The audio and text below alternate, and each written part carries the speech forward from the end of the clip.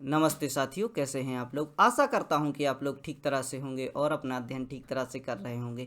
भारतीय इतिहास की यात्रा का यह 45वां व्याख्यान है। इसके अंतर्गत हम औरंगजेब के बारे में अध्ययन करेंगे। औरंगजेब जो कि मुगल काल के उत्तराधिकारियों में छठवें शासक रहे, इनके बारे में जानने का आज हम प्रयास करेंगे। साथ ही इनसे महत्वपूर्ण तथ्य जो परीक्षा में पूछ लिए जाते हैं उनके भी बारे में भी हम चर्चा करेंगे। आइए प्रारंभ करते हैं आज का व्याख्यान। औरंगजेब का जन्म 3 नवंबर 1618 ईस्वी में उज्जैन के निकट गोहद नामक स्थान पर शाहजहां की प्रिय पत्नी जो कि मुमताज महल रहीं उनके गर्भ से होता है। इनका पूरा नाम मुहद्दीन मोहम्मद औरंगजेब था। इनके बचपन का अधिकांश समय है वह अपनी दीदी नूरजहां के साथ बीता। औरंगजेब सामूगढ़ के विजय के पश्चात 1658 ईस्वी में अपना प्रथम राज्याभिषेक कराते हैं और अब्दुल मुजफ्फर आलमगीर की उपाधि धारण करते हैं। हम देखते हैं कि जो उत्तराधिकार के युद्ध हो रहे थे जो कि शाहजहां के समय पर हो रहे थे, उनमें से सबसे आखिरी युद्ध होता है वह होता है सामूगढ़ का, जिसमें यह दारा सिकों को पराजित कर देते हैं और इसी सामूगढ़ विजय के पश्चात यह शासक बन जाते हैं और 1658 ईस्वी में यह अपना प्रथम राज्याभिषेक कराते हैं और जो कि इनके द्वारा अपना राज्याभिषेक 2 बार कराया गया, इसलिए यह प्रथम की बात होती है। हम देखते हैं कि 1658 ईस्वी में अभी शाहजहां की मृत्यु नहीं हुई थी, अभी वह जिंदा थे और उन्हें आगरा के किले में कैद कर दिया गया था। औरंगजेब ने शाहजहां की मृत्यु के पश्चात जब 1660 ईस्वी में और शाहजहां की मृत्यु हो जाती है तो मृत्यु के पश्चात यह अपना राज्याभिषेक पुनः करवाते हैं। औरंगजेब ने सम्राट बनते ही झरों का दर्शन, जो कि अकबर के समय से चली आ रही प्रथा थी, झरों का दर्शन, जिसमें कि जो इनकी मुगल काल की जो औरतें थीं वह झरोके से राजकाज की व्यवस्थाओं को देखती थी, उस व्यवस्था के लिए इन्होंने बंद कर दिया। धूमधाम से मनाया जाने वाला नौरोज़ त्यौहार, इसके बारे में भी बहुत सी जानकारी मिलती है, जो कि प्रमुख रूप से भारत में मनाया जाता था, इसको भी प्रतिबंधित कर दिया। तलादान जैसी प्रथाएं, जिनमें कि स्त्रियों को या जो शासिकाएं होती थी या शासक को तोलकर एक साइड जो वो रखा जाता था, इनका दान वगैरह रखा जाता था, जो कि स्वर्ण मुद्राएं एवं जो दीनार वगैरह रखी जाती थी और उनको दान में दिया जाता था, इस प्रकार की प्रथाओं के लिए भी इन्होंने प्रतिबंध लगा दिया। तिलक लगाना, इस समय पर जो तिलक लगाने की प्रथा थी, जो कि मुगल काल के बाकी शासक रहे वह सहिष्णु प्रकार के इंसान थे और वह इन सभी चीज़ों का विरोध नहीं करते थे, लेकिन औरंगजेब के द्वारा इस चीज़ का विरोध किया गया और तिलक लगाने की जो प्रथा थी उसके लिए प्रतिबंधित कर दी। हम देखते हैं कि औरंगजेब ने सम्राट बनते ही यह सब चीज़ें बंद कर दी। इसके बाद हम औरंगजेब के बारे में देखते हैं कि यह उस इस्लाम धर्म के कट्टर समर्थक थे और यह सुन्नी मुसलमान थे।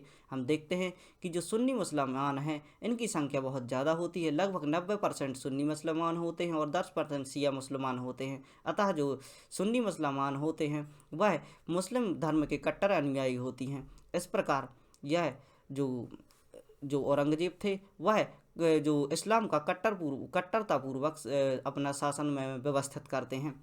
यह इस्लाम में उल्लेखित नियमों का पालन बड़ी सावधानी से करता है और अपनी प्रजा को भी इस्लाम के अनुसार चलने के लिए विवश करता है। इसी कारण इसे जिंदा पीर कहा जाता था। इस्लाम धर्म का सटीकता पूर्वक जो कि इम्प्लीमेंटेशन है अपनी जनता के ऊपर करता है, इसलिए इसे जिंदा पीर भी कहा जाता है। इसके शासनकाल में एक अधिकारी मुताहसिब हुआ करता था, जिसका कार्य केवल यह देखना था कि इस्लाम के नियमों का कौन व्यक्ति पालन कर रहा है या कौन नहीं। यह जो विभाग था, जो मुताहसिब का विभाग हुआ करता था, वह मंदिरों को तोड़ने व लूटने का काम किया करता था। हम देखते हैं कि जो इकोनॉमी के सोर्स होते थे उस समय पर, वो जो कि मंदिरों को लूटना और यहाँ से संपत्ति को प्राप्त करना एवं भूमि कर इत्यादि हुआ करते थे। अतः इनसे बड़ी मात्रा में जो रकम थी राज्य के लिए इकट्ठी की जाती थी, वह राज्य की इनकम के सोर्स हुआ करते थे। अतः इसके लिए जो औरंगजेब थे इन्होंने अपनी व्यवस्थाएं बनाई और इसको जो भी मंदिरों को लूटने व तोड़ने का जो विभाग था इसकी स्थापना की गई और सटीकता पूर्वक इसका पालन किया गया। आइए देखते हैं अन्य जानकारी औरंगजेब के बारे में। औरंगजेब 1679 ईस्वी में जजिया कर पुनः लगा देते हैं। हम देखते हैं कि जो जजिया कर अकबर के द्वारा समाप्त किया गया था, जो कि धार्मिक कर हुआ करता था, उसके लिए यह समाप्त कर देते हैं।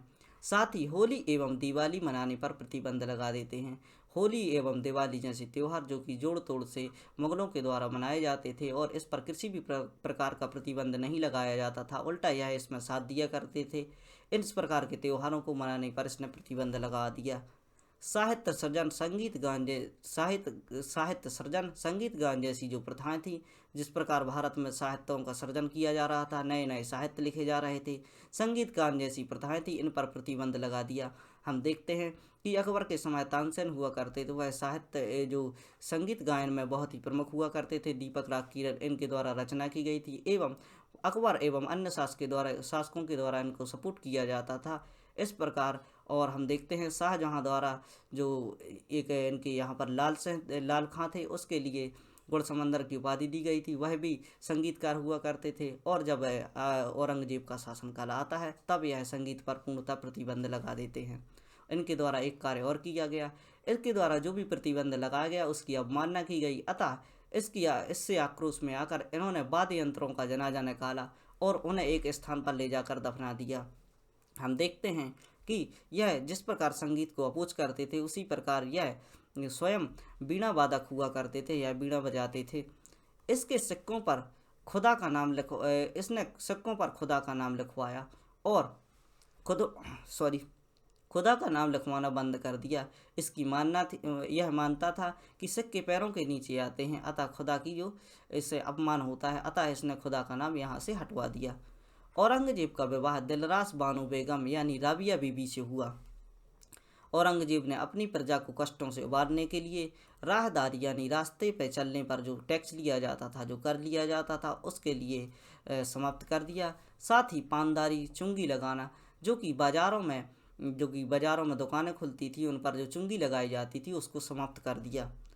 औरंगजेब ने अपने शासनकाल का आधार कुरान को बनाया। यह स्वयं नियमित रूप से कुरान का पाठ करता था और वह कभी शराब नहीं पीता था। हम देखते हैं यह जो शासक था यह शराब नहीं पीता था और कुरान के अनुसार अपनी शासन की व्यवस्थाएं चलाने वाला शासक था।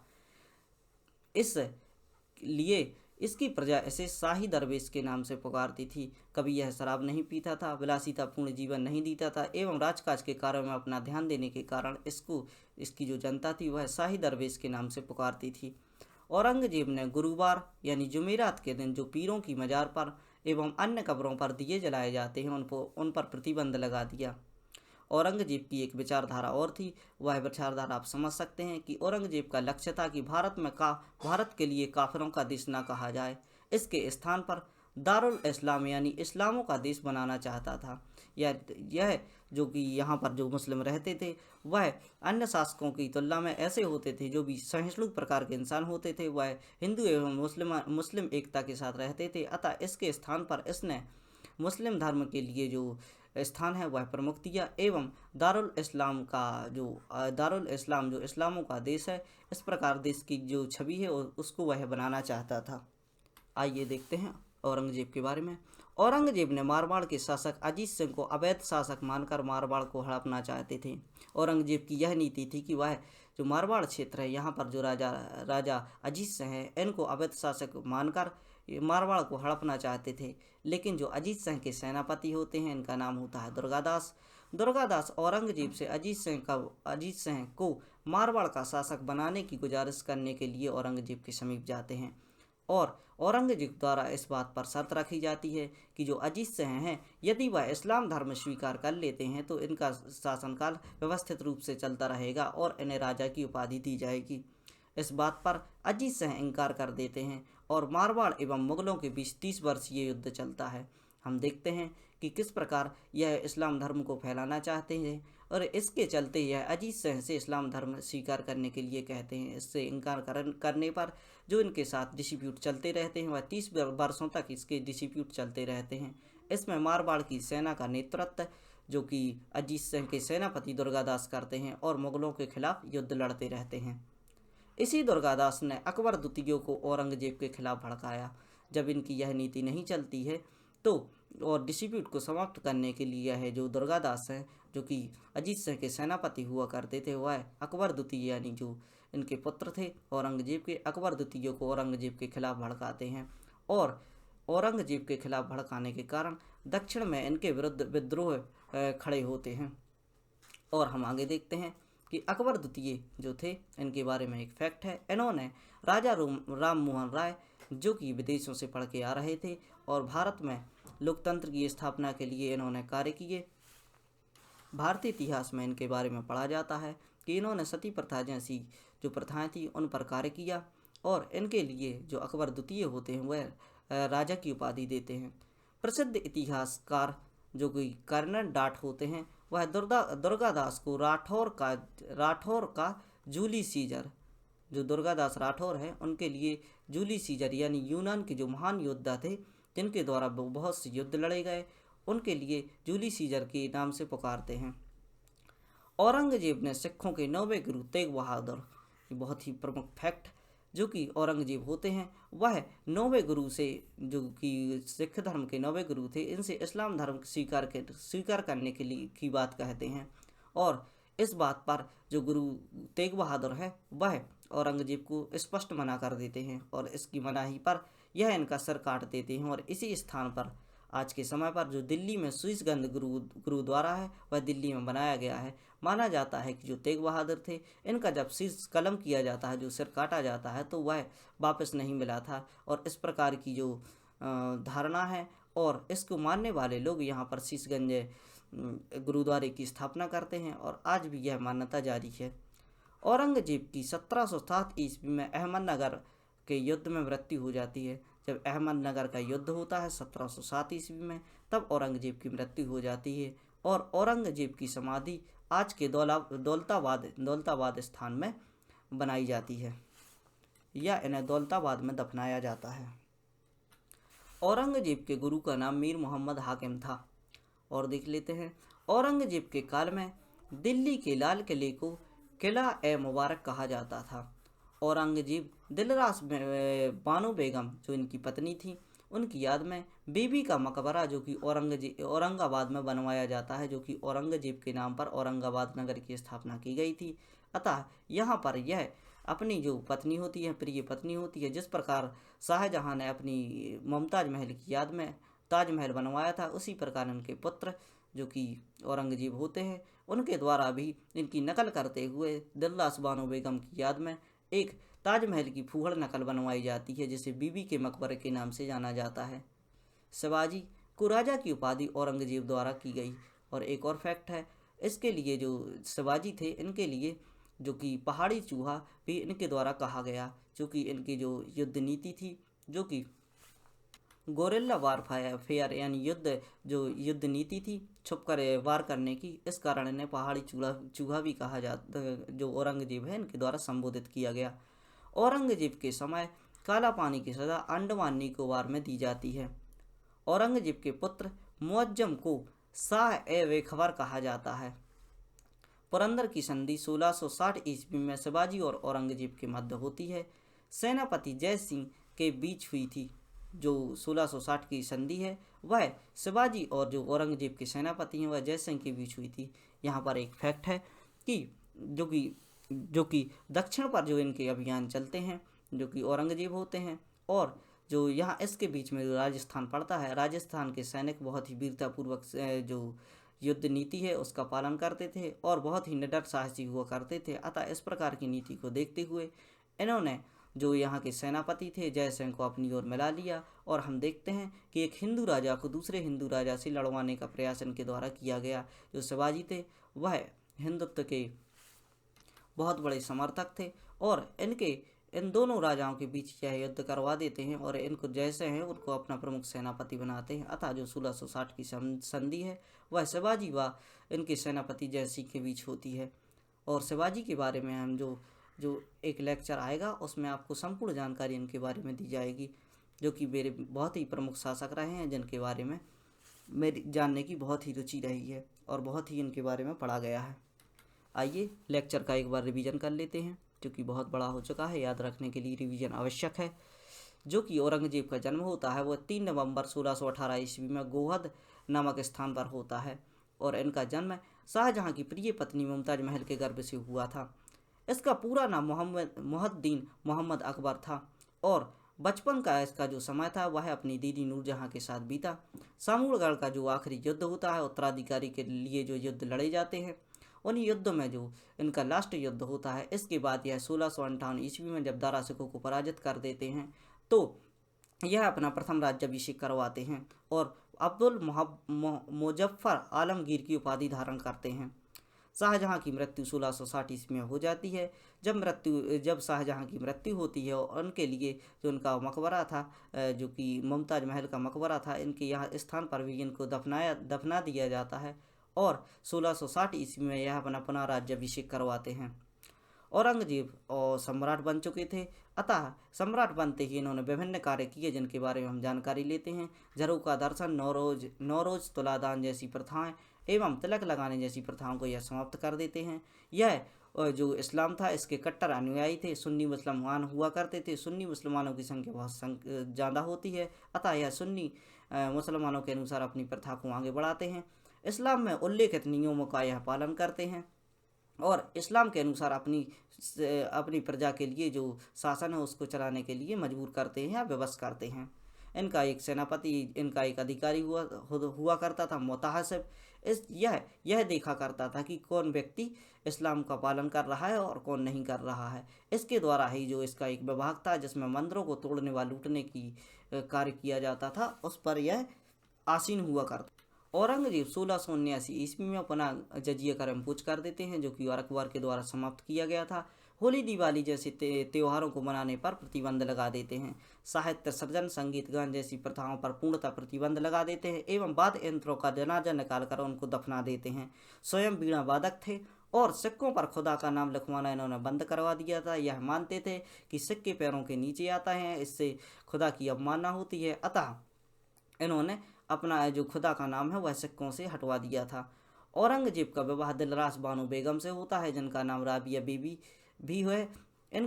इन्होंने जो कि इनकी जनता थी उनको कष्टों से उबारने के लिए राहदारी यानी रास्ते पर चलने वाले कर को समाप्त किया, साथ ही पानदारी यानी दुकानों पर लगने वाला जो चुंगी कर था उसको समाप्त किया। इन्होंने अपने जो शासनकाल का आधार है उसके कुरान के लिए उसको आधार बनाया। यह स्वयं शराब नहीं पीते थे, इसलिए इनकी जनता इन्हें दरवेश के नाम से जानती थी या दरवेश के नाम से पुकारती थी। औरंगजेब द्वारा गुरुवार को जो जुमेरात का दिन होता है, जिसमें पीरों की मजार एवं अन्य कब्रों पर रात में दिए जलाए जाते हैं, उनको पूर्णतः प्रतिबंधित कर दिया। औरंगजेब का प्रमुख लक्ष्य था कि भारत के लिए काफिरों का देश न कहा जाए, भारत के लिए दारुल इस्लाम यानी इस्लामों का देश माना जाए। देखते हैं, औरंगजेब ने मारवाड़ के शासक अजीत सिंह को अवैध शासक मानकर मारवाड़ हड़प लेना चाहते थे, अतः इनके जो सेनापति होते हैं दुर्गादास औरंगजेब के समीप जाते हैं और इनसे कहते हैं कि मारवाड़ का शासक अजीत सिंह के लिए बना रहने दें। अतः इनसे इस बात पर यह शर्त रखते हैं कि यदि अजीत सिंह इस्लाम धर्म स्वीकार कर लेते हैं तो इनको शासक बना रखा जाएगा। अतः इनके जो अजीत सिंह होते हैं, अजीत सिंह के द्वारा यह इनसे साफ इनकार कर दिया जाता है इस्लाम धर्म स्वीकार करने से। इस कारण आक्रोश में आकर यह युद्ध लड़ना प्रारंभ कर देते हैं और मुगलों व मारवाड़ के बीच 30 वर्षीय युद्ध चलता है। इससे मारवाड़ की सेना के जो सेनापति थे वह अजीत सिंह के जो सेनापति थे दुर्गादास, इनके विरुद्ध युद्ध लड़ते रहते हैं। दुर्गादास ने अकबर द्वितीय जो कि औरंगजेब के पुत्र थे, इनको अकबर जो औरंगजेब के खिलाफ भड़काया और भड़काते ही जो दक्षिण का क्षेत्र था इस क्षेत्र में इनके विरुद्ध विद्रोह होने लगे। इसके बारे में हम थोड़ी सी फैक्ट देखते हैं कि अकबर द्वितीय थे, इन्होंने राम मोहन राय के लिए राजा की उपाधि दी थी। कर्नल टाट का कहना था कि दुर्गादास जो कि जूली सीजर के नाम से पुकारा, जो कि यूनान का महान योद्धा था, अतः यह जो नीतिगत रूप से बार बार युद्ध करते हैं और अपनी स्थिति बनाए रखते हैं, उसी प्रकार जो यूनान के महान योद्धा जूली सीजर थे वह भी इसी प्रकार के कार्य करते थे। इस प्रकार इन्होंने भारत का जूली सीजर किसके लिए कहा, जो अजीत सिंह के सेनापति दुर्गादास थे। औरंगजेब ने सिख के 9वें गुरु तेग बहादुर के लिए इस्लाम धर्म स्वीकार करने के लिए कहता है। इस बात से इनकार जो कि 9वें गुरु जो तेग बहादुर सिंह होते हैं वह मना कर देते हैं और इससे आक्रोश में आकर उनकी जो गर्दन है वह इसके औरंगजेब के द्वारा काट दी जाती है। जिस स्थान पर इनकी गर्दन काट दी जाती है आज दिल्ली में उसी स्थान पर शीशगंज गुरुद्वारा बना हुआ है। 1707 ईस्वी में अहमदनगर के युद्ध में इसकी मृत्यु हो जाती है और औरंगजेब की समाधि दौलताबाद में बनाई जाती है। औरंगजेब के गुरु का नाम मीर मोहम्मद हाकिम था। औरंगजेब के काल में दिल्ली के लाल किले को किला या मुबारक कहा जाता था, किला ए मुबारक कहा जाता था। औरंगजेब ने दिलरास बानो बेगम की याद में बीबी का मकबरा औरंगाबाद में बनवाया था। यह ताजमहल की फूहड़ नकल के नाम से जाना जाता है। शिवाजी को राजा की उपाधि औरंगजेब के द्वारा ही दी गई थी एवं पहाड़ी चूहा भी जो औरंगजेब है शिवाजी को कहते हैं। औरंगजेब के समय काला पानी की जो सजा है वह अंडमान निकोबार में दी जाती है। औरंगजेब के पुत्र को मुअज्जम ए बेखबर के नाम से जाना जाता है। पुरंदर की संधि 1600 ईस्वी में शिवाजी व औरंगजेब के सेनापति जय सिंह के बीच होती है और इस प्रकार हम देख सकते हैं कि जो 1660 ईस्वी का समय होता है, इस समय में जो औरंगजेब हैं इनके सामने जो मराठा सरदार है शिवाजी खड़े रहते हैं और इनसे युद्ध लड़ते हैं। यह औरंगाबाद में स्थित आप जो ताजमहल की फूहड़ नकल देख सकते हैं, यह बीबी का मकबरा है। इन्होंने अपने जो पूर्वज रहे शाहजहां, इनके तरह ही अपने लिए जो भी इनकी जो पत्नी थी, प्रिय पत्नी थी, उनकी याद में यह बनवाया था। इनके द्वारा एक ही निर्माण कार्य किया गया जो कि हम देख सकते हैं। आशा करता हूँ कि आपको ये मेरा जो छोटा सा प्रयास है वह समझ आ रहा होगा और इसको फैलाने का प्रयास करें, ऐसे बच्चों के लिए फैलाने का प्रयास करें जो कि परीक्षाओं के लिए तैयारी करना चाहते हैं और बाहर जाने में असक्षम हैं। खासकर ग्रामीण बच्चों के लिए इनको फैलाने का प्रयास करें। खुश रहिए, पढ़ते रहिए। धन्यवाद। जय हिंद।